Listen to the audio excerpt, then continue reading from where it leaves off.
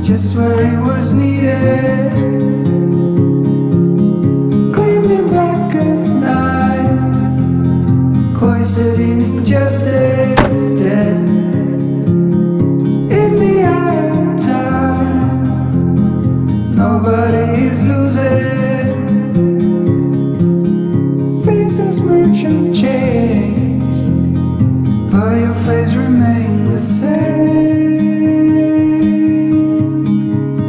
Swallows will be here by dawn. When we're finally sober, they'll be gone.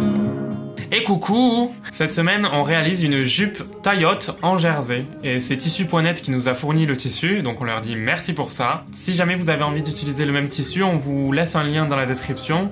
Sachez que c'est un lien sponsorisé, du coup si vous l'utilisez pour acheter du tissu sur Tissu.net, on recevra une petite commission. Et ça, c'est génial. Petite promo d'ailleurs, si vous voulez acheter sur Tissu.net, vous avez 10 € d'offert dès 50 € d'achat avec le code HelloTissu. On vous met tous les détails dans la description. Pour ceux qui n'ont pas remarqué, on a changé le design du site internet. Si vous avez envie de jeter un coup d'œil, c'est toujours à hellosuperette.com. On vous laisse avec le tuto. Donc du coup, pour réaliser cette jupe, il vous faudra une longueur de jupe dans du jersey. C'est-à-dire que si vous la voulez courte, il vous faudra moins de tissu que si vous la voulez longue. Et une jupe en jersey à vous, qui vous va bien. Vous pliez votre jersey en deux dans le sens du droit fil et vous venez plier votre jupe en deux par-dessus. Sur l'envers c'est mieux, on voit mieux les coutures. Vous venez poser des petites épingles pour pas que ça bouge et vous découpez tout autour en laissant à peu près 1 cm de marge jusqu'à la longueur désirée. Donc nous on la voulait beaucoup plus longue que la jupe dont on s'est servi comme modèle, donc on est descendu beaucoup plus bas. Suivant l'élasticité ou l'épaisseur du jersey, vous pouvez rajouter ou enlever des marges, ça dépendra vraiment, il faut essayer au fur et à mesure. On se sert du devant qu'on vient de découper pour découper le dos.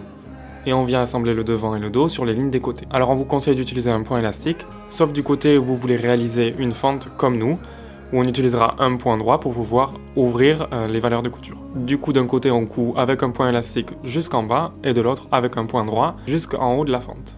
On préfère privilégier l'utilisation d'un point élastique du côté où il n'y a pas la fente, pour avoir une jupe solide.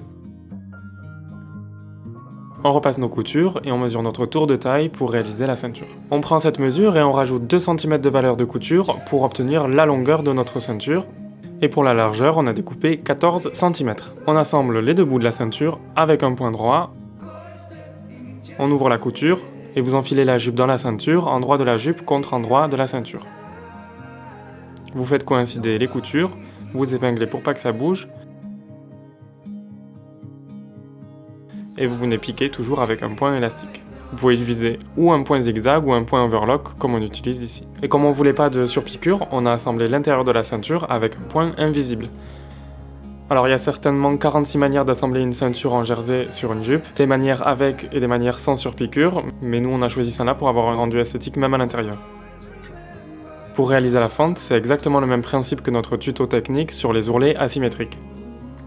Vous ouvrez la couture jusqu'en bas, et vous cousez tout le long de la fente en remontant puis en redescendant.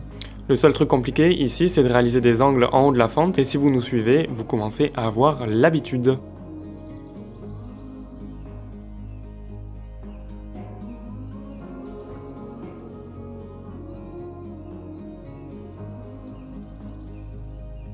Voilà, et pour finir, on égalise le bas et on vient réaliser un petit ourlet sur tout le bas de la jupe.